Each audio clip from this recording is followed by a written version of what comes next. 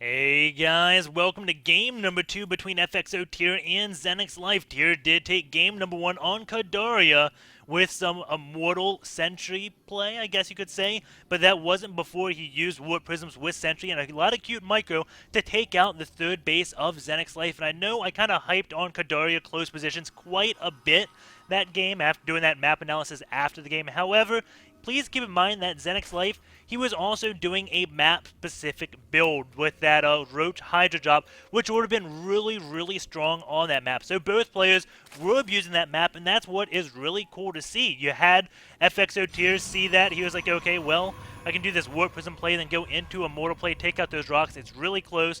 Have a lot of area to do those force fields, and did kind of do a play, and Life was also saying, okay, well, my third base is really close to his main, so if I just go Roach Hydra drop, I can do a lot of damage into the main base, and if he tries to counterattack me, I can easily get back and defend my third base. So both players went for kind of a map-specific build. I'd say ZeNEX.Life was more map-specific than FXO.Tear, because Tear, he didn't have to do damage with that. He was kind of just set up. Life, he was going all in with that Roach Hydra drop, but generally when you do Roach Hydra drops, you win the game anyways. However, we are on Korhal Compound now, a map that used to be in the ladder pool. I don't believe it is anymore.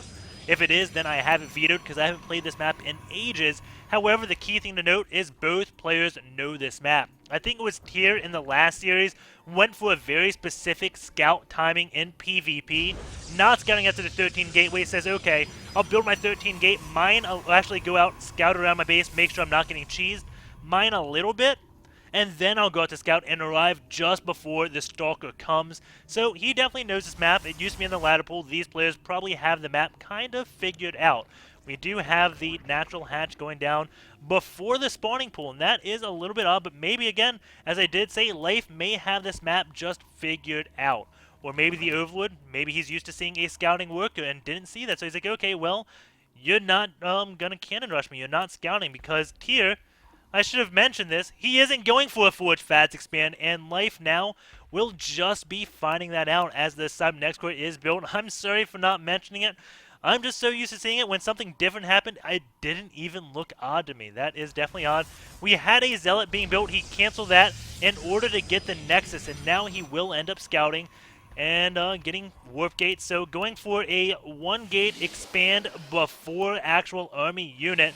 And the first unit out is going to be a Stalker. Going to Chrono Boost that out, and maybe he'll be able to pick off this Overlord, but I don't think he will be because he kind of laid it to get this Nexus out so darn quick. We do have the Probe coming back home, going to be getting the Pylon, so he was just looking for Overlords. He does spot that one Overlord. I'm assuming that Overlord now says, okay, well, I want to get over here on this high ground now because the Stalker is coming out. The Stalker can't get this one, so he comes out, tries to take this one, but Life, he's going to be putting that on this high ground. I think it was kind of over here, so with that Overlord speed not too long ago, the Overlord actually makes it upon this, and even if you don't go for a Forge Fast Expand, 2 Overlords do go into a really good scouting location. We have the Overlord back here, which can see the gas timings of the main. Does he know about both of them? Yes, he does. So he knows about both the gas timings, and now this Overlord can kind of push down here on this side, right here, and see the gas timings on this, while this Overlord stays up here and kind of gets a vision of this area, sees what the army composition is. So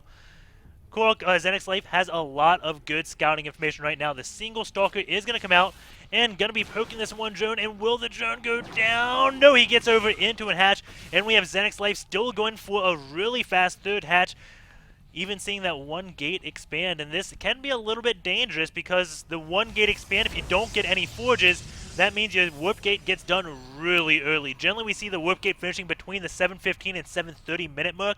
It's done at the 6 minutes. So if this was like some type of odd 3-gate pressure, we cut another unit, or if there was a forward pylon out, he could be warping in Zealots right now to do damage. We do have a handful of Lings, looks like 8 Speedlings out on the map to deal with that.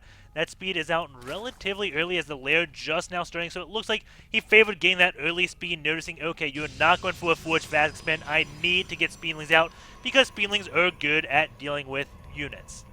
And if you try to get Roaches out to defend against this, that wouldn't be really that cost efficient if you're trying to go up on a third base. So just going to keep these Lings perked outside the Protoss base, try to figure out what he's doing.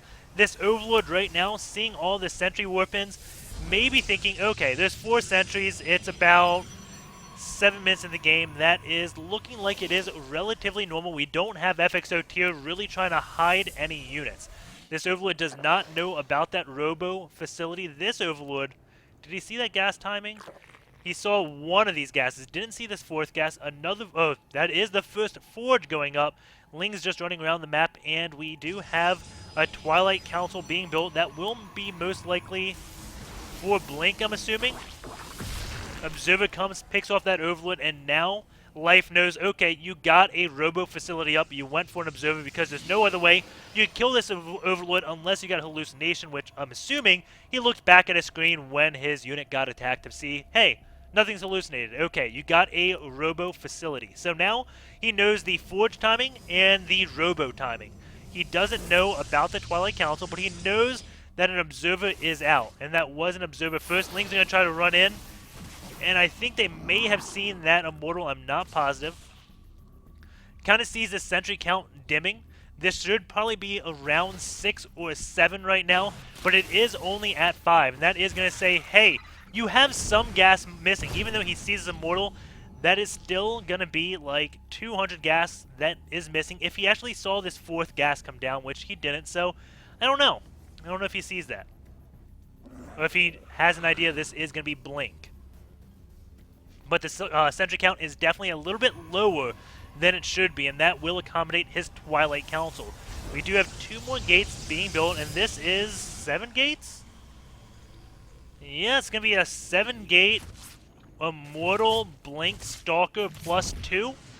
Definitely going to be a little bit all-in-ish out of FXO.Tear this game. Will Life be able to defend this? This is definitely a little bit of an odd build, but he is going for a Spire. And generally, the Spire is a really good thing against these Immortal-based builds, but he is delaying the to attack a little bit to get more Stalkers and Blink out. So I don't know how effective these Mutas are going to be, and it may hit just at the best timings before Mutas can possibly come out.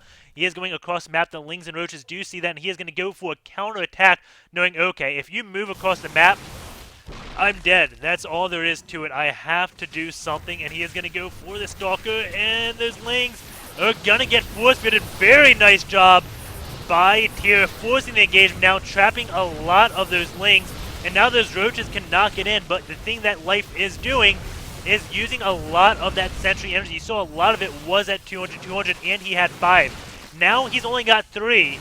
And this one has 141, that has 20, so he did use a lot. Blink is shown, going to pick off a few Roaches, a few turn around, trying to attack the Stalkers, now just going to keep on running. We do have 8 Mutas on the way, 9 Mutas on the way, and he's got to wait, he's got to delay this a little bit, but he's going to go in, has to pull back. Those force fields do go down, picked off 2 Stalkers, and now he is pulling back. The whole thing now is delaying. He's got to delay FXO.Tear as long as he possibly can, and hope that Tear ends up building more Immortals. But he is just now getting Stalkers. He does have +2 done. More Mutas on the way. He is going to be up to 9 Mutas, I believe. He is at 9 right now with 5 on the way, 6 on the way. So going to go up into 15. The thing to keep in mind, the upgrades for Life, pretty much non-existent. Does he have Missile? He's got Missile Attack, but he's building Ling Muta. So that Missile Attack isn't going to be helping Life one bit. And again, he is just trying to delay and doesn't want to get hit by these force fields. Needs those Lings to come in and do damage. We do have the Mutas versus the Stalkers right now. Mutas turning down the Stalkers. The Stalkers not turning the Mutas if all the Stalkers fall, but now the Stalkers going to start hitting those Mutas. Now going to get the Blink up. The Lings have been taken out. The Mutas going to be coming back to try to pick off the Stalkers again.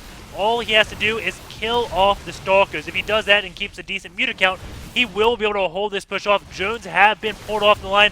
There is no third base out of Tear yet, but Life is losing a lot of drones, and these Mutas are going down. The Stalker's taking some damage, but it looks like the Mutas just are not enough. The Zealots cleaned up the Lings, and now we have some nice Blink micro coming out of Tear. This is a BO5, and Tear will be taking game number 2, as there's nothing Life can do now, as that Muta count is low. There goes the GG. So a little bit, again, of an all-in from Tear. But as I was saying, that sentry count wasn't as high as it should have been. And that should have been some type of saying, hey, something's up. And when you see Blink Stalkers, the answer never really is Mutas nowadays. it kind of is Infestors, especially with the +2 attack Blink Stalkers. I see Stefano laughing at that build. And you know what he does? He gets Fungal Growth. He doesn't go Mutas. I don't know if Mutas are really that good against these Stalkers with +2, because your Mutas come out, Stalkers get +2, and you're like, uh-oh. That sucks. And then they have Blink also, so it's very hard to kill them. So, I really think Infestors may have been a better option to go. But ZeNEX.Life, he is a very good player, but he is down 0-2 right now. And this could be it. Tear could possibly shut him out. Will we have what Tear did to Arthur yesterday in the semifinals? If you didn't watch that, well, I'm going to spoil it now, so turn the cast off and go to game number 3, because Tear, he did a reverse shutout. That's not the first time we've seen it, but Tear has been just dominating Life right now, so I don't know. We'll see if Life can pull something out. What will he end up doing? If he does exactly what Tear did, he would be going for a 6 pull this upcoming game. So we'll see if that's exactly what happens. Stay tuned, and I will see you soon.